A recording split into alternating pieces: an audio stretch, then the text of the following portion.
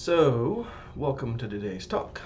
From scrolls to books to beyond, the history of libraries and context, which is a part of our National Library Week celebration. I'll go through that in just a little bit, and I would like to thank anyone who's watching today for coming out and listening to a librarian talk about libraries. Um, welcome in more ways than one. Let me cue up my little clicker clacker. All right. So, as you can probably tell from the mess of a screen behind me, this is a topic in which any number of things can be said, and I've chosen some of those things to say. But first, before we really get into the topic as a whole, I just want to give a quick shout out to National Library Week, which we were celebrating here and still are celebrating here in the Summit Library.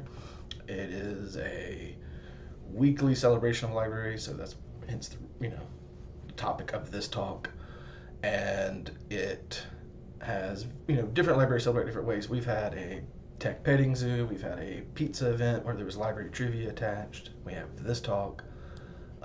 The archivist went over to Morton Hall and talked about Francis Roberts, who is one of our first big faculty here on this campus, and the collection they have downstairs that talks about her. One aspect is still going on, and we are still taking submissions, and that's the book-alike contest. The idea is you take your favorite book, whatever that book is, there is no judging, and you take a photo of yourself imitating the cover of that book, however you translate that. Humorous homages are welcomed and almost encouraged, I would say at this point, and submit it, and the winner will receive a gift basket of Trader Joe's. It's a very tasty little thing. And the deadline for that is tomorrow, so April 8th. And next week, because there's always things going on in the library, we're going to be doing Library on the Go. If you are on the UH campus and one of several buildings, Morton Hall, Shelby Center, Tech Hall, the nursing building, various days of the week, the librarians will be visiting those buildings, and we'll have tables set up. And you can just come over and chat with us and ask us questions and et cetera, et cetera. But back to the talk for today. From Books and Scrolls and Beyond, don't worry about that title. I just needed a general title that I thought would say, hey, librarians and non-librarians, what are some cliche ways I can describe the transitions of what libraries have been going through? The important thing to note is technically the subtitle, The Histories of Library and Context, because I think library history is a subject of context. It has to be understood as in various historical periods. Otherwise, you make a lot of generalizations that don't necessarily make sense. And this is especially important, that context portion is especially important when it comes to what will happen next with libraries. And it's a big unknown, but we're going to talk about it and we're going to lay some groundwork. And as always, there is a chat box on the side. People watching can feel free to send chats. You can feel free to email me directly, stop by the library and talk about it. However you want to discuss, leave a comment, etc. And like a lot of these talks we've been doing throughout the semester on YouTube, the video will remain after we're done. And you can watch it later, go back and rewatch portions, and so forth. So, all right. We start with some questions. What is a library? That seems pretty simple, right? What does a library do? Where do libraries come from? And that's a funny way of wording that, I guess, but you know what I mean. And where are libraries going? And we're going to start probably the first 15 minutes or half of this or so will be about where do libraries come from? Like, where have libraries developed out of? How did certain aspects considered essential to libraries now show up, etc. with the major caveat that library history is not a one single country, one single path. And if you're in something like library school, by which I mean like getting a master's or a doctorate in library science, give me 1 second.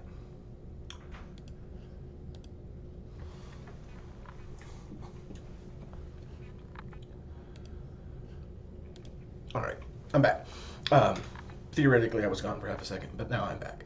But yeah, if you're in a library school course about the history of libraries, it is a full semester's worth of information. It's a fairly complex topic. There are lots of considerations. There are lots of caveats and um, assumptions and anti-assumptions and all kinds of things. Today, we're going to be taking we're skipping stones across the top. And I think I've used that term for some of these talks before. But just keep in mind that this first portion of the talk could be something you studied for months and months and months and wrote big books about, and multiple big books about. And by the nature of the beast, as it goes, towards the end, I will start to focus more on the American, also sort of the British, but the American version of like the public and academic library, just to sort of narrow things down. Just because I name one library in particular, or because I'll name like one keystone in a library, does not mean I'm considering it the major keystone, or am I considering it the only right way of doing it. It's just a matter of I've got 40 minutes to fit hours of information in. So just keep in mind, I try to give as best I can just hints of other things, but there's only so much we can squeeze in. So let's start. Uh-oh, I've lost my little clicker. Come back, clicker. Let's start squeezing. All right. So what was the first library? That's an easy question, right? As it basically comes out, it sort of depends on how you define a library. And by which I mean, like, if you think of a library in its most basic term, a collection of created works that convey information, something like a cave painting wall, like a wall in which multiple cave paintings by multiple people are put out, could in fact be thought of as a library. I mean, nowadays we would probably consider that more of a singular book, but different mediums require different storage mechanisms. So basically, as long as we've had information created by people to be conveyed, we've had these concepts, like just the central concept of collecting that information. It is perhaps the most basic definition of a library for a long time, is a collection.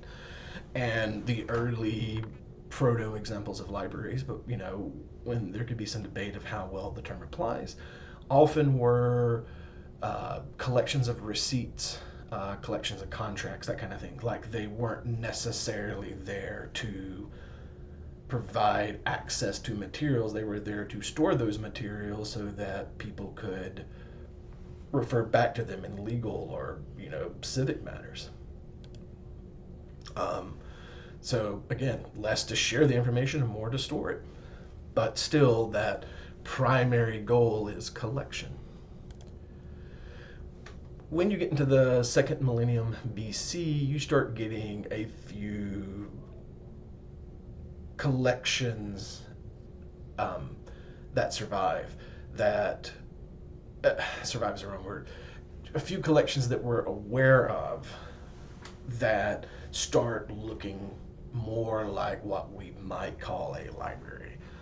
And I will unfortunately butcher both of these words, but the Bagarskoy Archive Library of Ashurbanipal, you had these, usually it would be at the behest of some powerful ruler, or some kind of little central hub of people, and they would collect together thousands and maybe tens of thousands of things.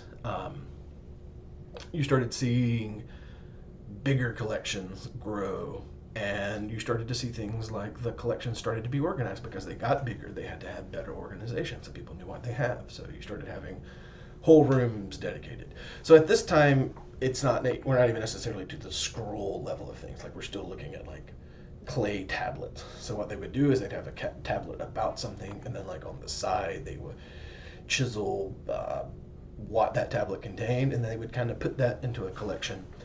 Um, but still, the concept here, organization starting to come in, but still there's this main concept of collection as a theme. Whoopsies. So kind of putting these early, what you might call proto or early, I don't want to say primitive, because primitive is a very terrible word to use here. But there's just kind of early examples of libraries, like something to put in context.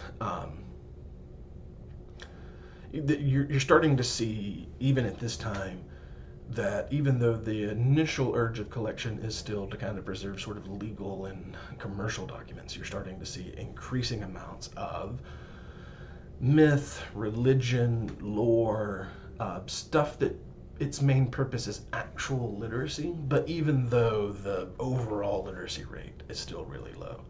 So that's kind of an interesting transition at this point, is you're seeing people collect things for like non-purely legal purposes. So as we move into the first millennium BC through the first millennium AD, you start getting a few really large libraries. You start seeing these massive libraries that have not just, thousands, but tens of thousands and then hundreds of thousands of works. You get like the Library of Alexandria, the Library of Pergamum. You start seeing research libraries, like libraries that exist so that people can actually come and research. There's even in Rome, you start seeing public libraries, like libraries that people can show up and access. It's not just, you don't necessarily have to be a member of a certain research group or have special passes. It's sort of there. Now, it's not necessarily what we think of as a public library today, but it's still, you're starting to see collection, you're starting to see organization, but now you're starting to see access to the library. We're starting getting like that third term becomes more important.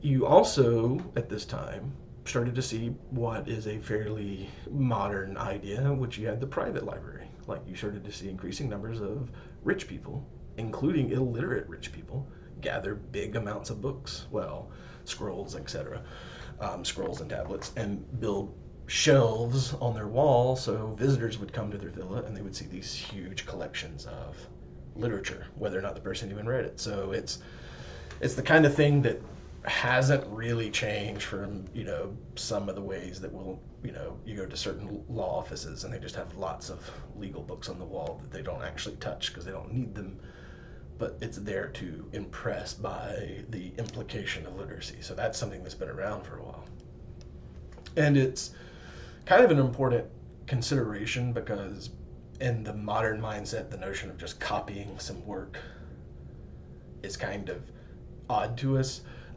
Like in the sense of against copyright and stuff, but a lot of times these ancient libraries either obtain their stuff by sending someone out to write down something from someone else's copy of a scroll or tablet, etc., or they just straight up outright stole it. And when we're talking about public libraries, there's different definitions, at different times, but some of them basically meant it wasn't public like we would think now, where you go in and check out a book. It's a public in that at least certain members of the public had the right to go into a building with their own piece of parchment and copy something out of another book. Basically, less circulation in that sense, but circulation in that you had the right to make a copy of something and leave with it, probably to put it in another library. But that, when we think about this means you're now seeing 4 of the major modern traits of a modern current library in existence by, like 280. And those being collection, and again, we're talking about collections of tens or hundreds of thousands of works, and organization by like a physical organization. And we'll talk a little bit later about the difference of this, where things were just clumped together by certain patterns so that someone knew roughly where to go on the shelf to find something they were looking for. You're starting to see access, where it's not just some rich king's personal library, but it's now a rich king's personal library that people can come in and view. And you're starting to see the basic concept of circulation, that there was this notion that a person who could enter the library was also able to take something from it, even if what they were taking was just a copy that they made. And you also see other really important library functions, like, there was lots of squabbles with local governances, massive budgetary issues, and a certain sensitivity to, fire and water damage and explosive damage. It's important to note, despite this next little slide I got, whoops, I skipped way ahead. Here we go. It's important to note, despite this little slide I got showing the burning of the Library of Alexandria, that the libraries of Alexandria, the libraries of Pergamum, didn't die due to a specific fire or a specific, getting caught up in a battlefield. That happened, and it did cause damage. These libraries died like most entities die over time. They just lost, prominence. They ran out of budget, etc. But a large number of these ancient libraries did go away because of some damage. Some conflict destroyed. Some conflict had the library stripped of all of its valuables, and it went away. And as I say there, fire bad. But this does confuse the issue as you're studying the history of libraries, because we know a decent amount about libraries like the Library of Alexandria. A lot of these other proto-libraries that came before it that seem to be of similar size, if not similar prominence, we know only references to. So we have to make a few guesses, sort of like library paleontology, as you would. So moving on from there, as you leave that towards the end of that first millennium, after the heyday of Alexandria, you get into the end of the first millennium and beginning of the second millennium. You get a few things. Paper comes into existence and starts spreading throughout the Islamic world, out of Asia and spreading to Asia. So you started getting cheaper materials to print upon, and you started getting this scholarly society, not just here or there, but kind of spread about, where there was a big drive in scholarly society to have big collections, to invite scholars from all over and all different classes and races and origins, and to come together and discuss. So you started having in the Islamic world, like this. I have one example out of many is the Baghdad Library. You started in that end of first, beginning of second millennium. You had these libraries that were the centers of discussion, and people would come and study together and stuff, which was kind of the same thing that happened with Alexandria, but even bigger and even louder. And meanwhile, in Europe, you had monastic libraries. You had others as well, but the monastic library is sort of the classical medieval European library. And one of the important things that showed up around here is you had this concept of you technically started seeing circulation like we would think of circulation today. Some of them allowed books to be removed from their shelves, usually at a cost, because these books were very rare. But they would allow people to take books from their shelves, not like random people from the public, but other monasteries who wanted to borrow a book to make copies of, etc. But you also started to see this sense of let's actually write down exactly what we have, so that we can keep track of it. It was different than what we would think of as a modern library catalog, but it was the beginning of a library catalog. And we're now getting to a period of time in which there were lots of libraries all over the place, so we're going to have to sort of speed up and can't really give specific examples until, for just a second. But then the next 500 years, you started just seeing a lot of libraries. Like we're getting into the Enlightenment period, the golden age of libraries, where these big, famous libraries that are many of which are still in existence today, were being founded. Usually not in the way we would think of a library today. Still, it was still like one rich patron's collection. It was a national library established by a king or a prince, etc. It was something established by a church, something established by a college. They tended to have a purpose to exist, but you're starting to see these big, opulent, still existent libraries showing up.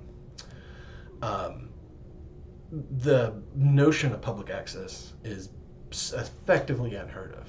Like, all the way back to Rome, we had public libraries, but it's still like this one city had a public library, or maybe two, and there were still some stipulations on who could actually use it. So we're still talking about libraries mostly in the concept of libraries for a particular person, or people, not really libraries for everyone. Another thing that grew up at the end of that period was the concept of a subscription library, which is sort of the beginning of a prototypical public library. The idea was it's a library that like a certain society members could pay for, or it was even a library that the public could pay to use. So if you were, a researcher, is the kind of similar if you subscribe to a database today, right? Like you pay a certain fee and you can go in and use the materials. But in the mid-19th century, almost all at once, like we're talking about mid-1830s or so in the US, 1850s in the UK, you started seeing like the Public Library Act of 1850. You started seeing several localities in the U.S. starting to basically gather together to fund actual public libraries that the expectation was that the average person off the street could come in and use. And considering the basic, for the majority of the history of libraries, from prehistory to 1830s, 1850, was libraries were something with a degree of restricted access. Like this is a tidal shift in the concept of a library. It's no longer a ivory tower with books inside that a small percentage of the population will ever actually use. It's now something that's starting to become a part of a local society, like a local municipality. And then you had various businessmen and philanthropists, like Carnegie's one here. You had church leaders, you had literary societies. There were a few major libraries. I say major, they were important libraries, even though the actual size would be kind of small by our consideration now, where like African American communities would build up their own library to help provide education in times of segregation and stuff. So you started seeing these public libraries being driven by different different forces, different sources of money, basically, or different sources of need. But you started actually seeing a proliferation in the US and the UK of actual public libraries. And in a very short period of time, so basically from 1850 to now, so less than 200 years, you reached a point in which public libraries and academic libraries and special collections, but generally libraries that are known and used by people, exploded. According to the ALA, the number I looked up, they currently consider 116,867 libraries in the United States alone. The number of libraries is immense. and it's considered a big part of our modern society. Um, and you start seeing things like the Library Bill of Rights come. So remember, 500 years ago, libraries were for a very particular class of people, or it was the random public library that some rich person built somewhere. So you start seeing things like the Library Bill of Rights by the LA, which was, I think, 1939 was the initial version, and it starts saying things like, books are for everyone. The library will provide access to everyone. It will provide access to all sorts of thoughts. It will provide meeting space for all sorts of people.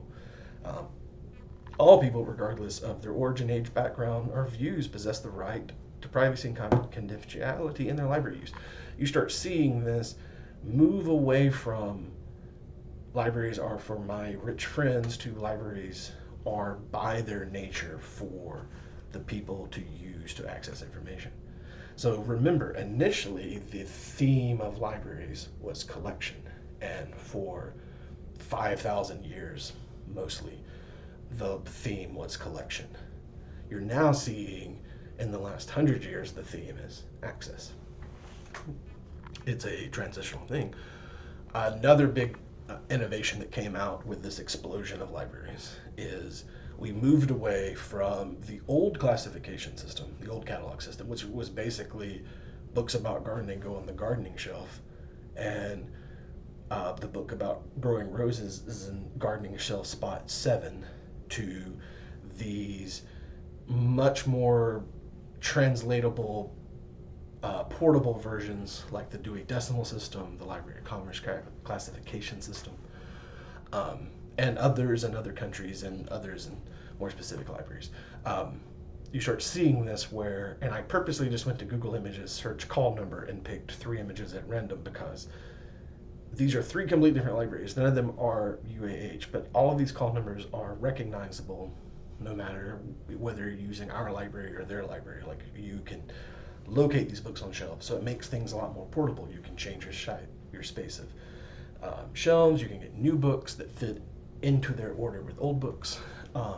It means that people who use the library can build up a knowledge of where things are without necessarily having to require the head monk to just know where something happens to be in some shelf down the back hallway. So that sort of shows how libraries grew from this sort of limited access but dominated by collection to big collections dominated by access, which is kind of the big tidal shift up to 2005, the year 2000 or so. But we're now got to go back to these other 3 questions. So, where are libraries going? What does a library do? And what is a library? And these are fairly complicated questions. If you thought the understanding the past of libraries when a lot of libraries burned down and we have poor records is hard, yep. So, when you look at a library and you think, okay, what does a library do? What does a librarian do? What does a library do? And you go like, okay, they check out books.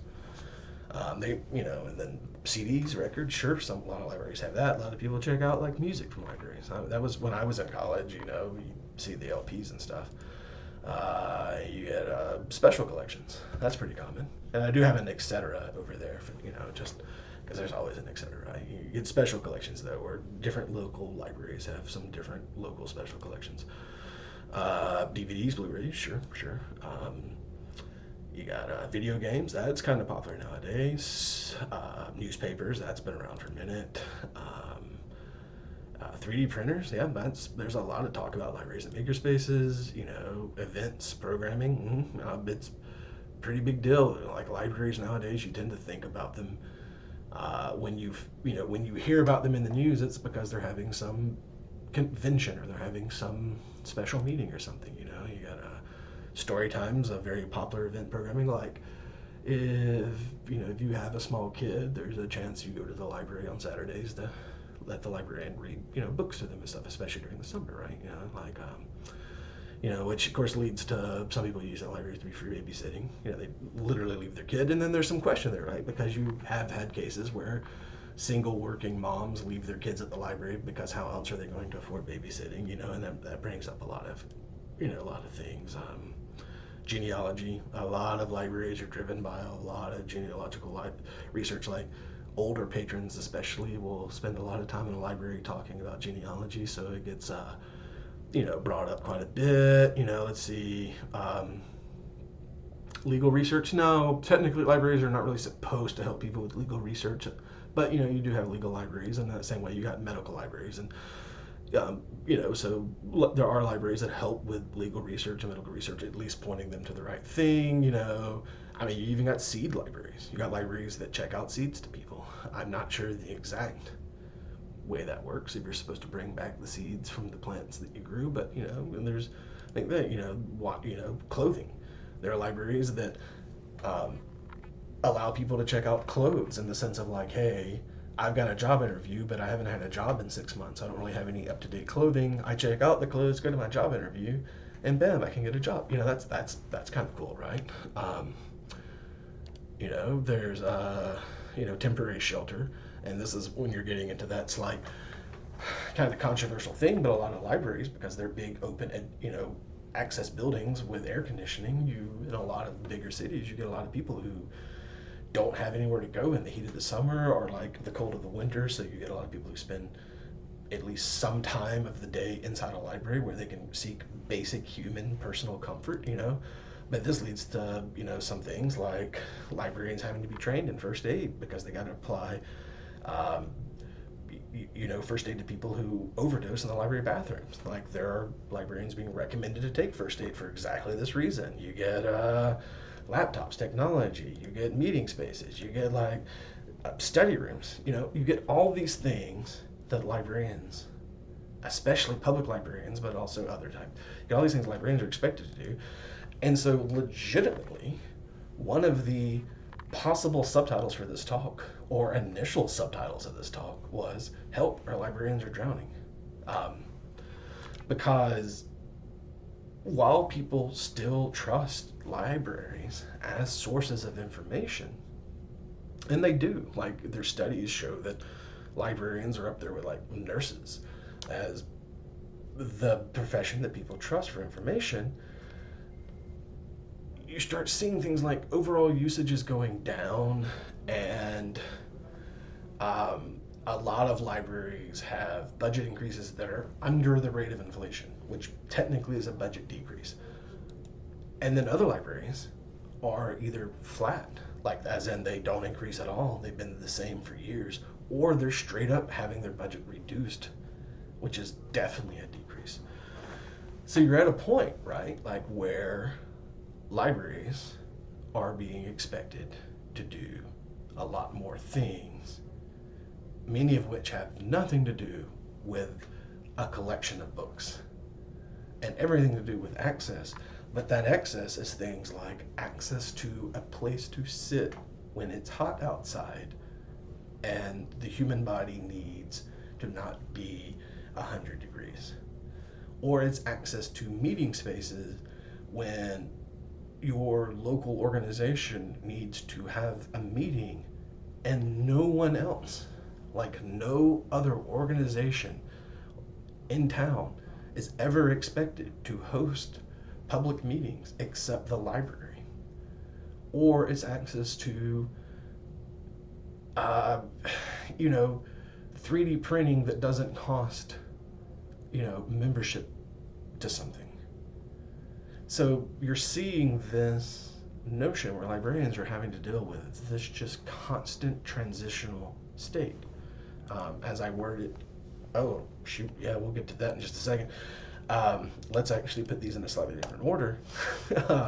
But librarians are trying out a lot of new things, right? Like, we're seeing this constant transition right now. Where libraries are removing late fees, you're changing up the shape of their collections, and we're going all digital. Some are offering more programs, more events.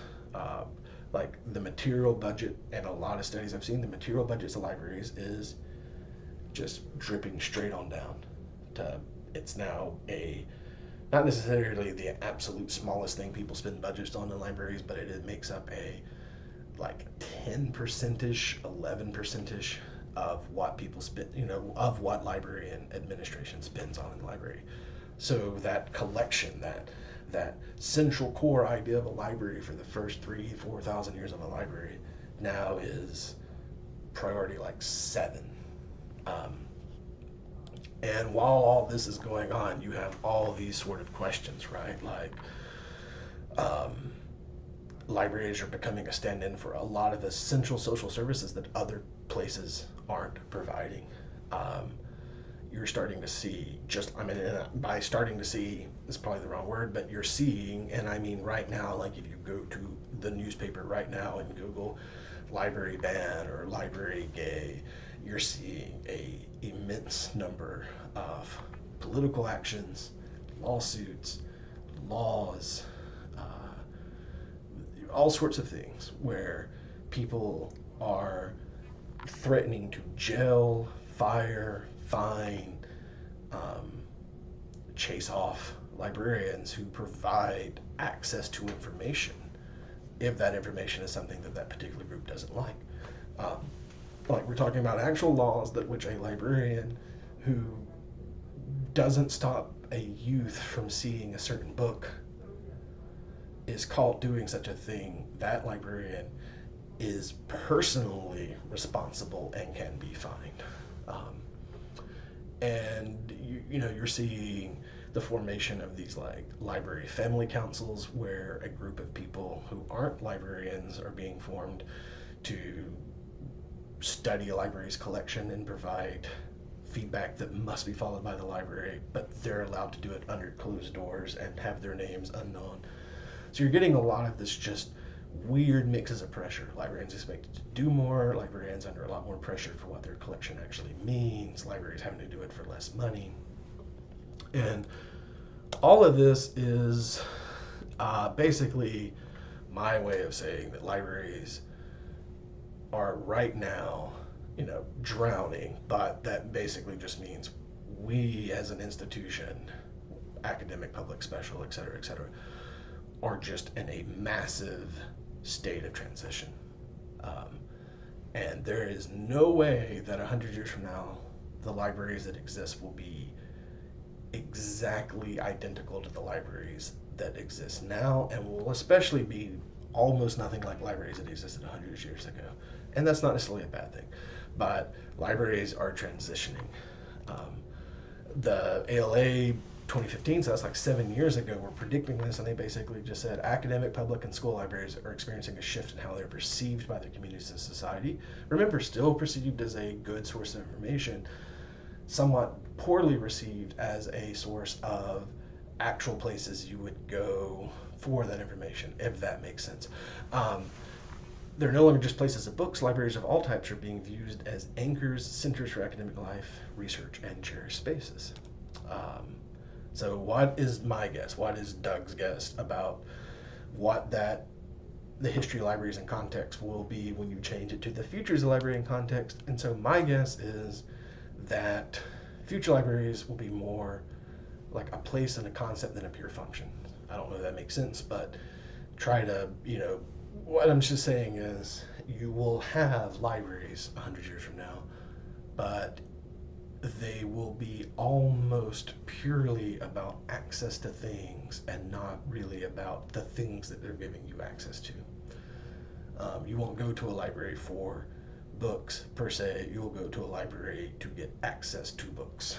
And that sounds like I'm saying the same thing in two different ways, but the primary goal will be the access. The content will be probably handled by large companies like Amazon and all their various affiliates, or whoever owns the information, Google, Netflix, and the library will be a place where folks can access it where they couldn't normally access it. And there will also be, I think, a degree of curation. But again, it will be a place and a concept about access with some degree of information science help and curation, rather than a place where you go to see things collected. So that initial idea of a library, that original idea of a library, that it's a collection of things on which access is optional, I think is going to be a access of things in which a collection is optional, and I think ultimately the collection is effectively going to go away. Um, but I, you know, on a more positive note, I think we will remain, and I think libraries will, in the United States, libraries are effectively considered an essential service, for good or bad. During like the COVID pandemic, libraries were some of the first places to reopen um, as a public good. Hospitals remained open, etc., but libraries were some of the first to reopen to provide for things. And I think that libraries will kind of be continued to be thought of in that way. But I think what we're going to be doing will be fairly different than what we were doing. Um, and that's basically my talk, the extraordinarily brief history of libraries in context.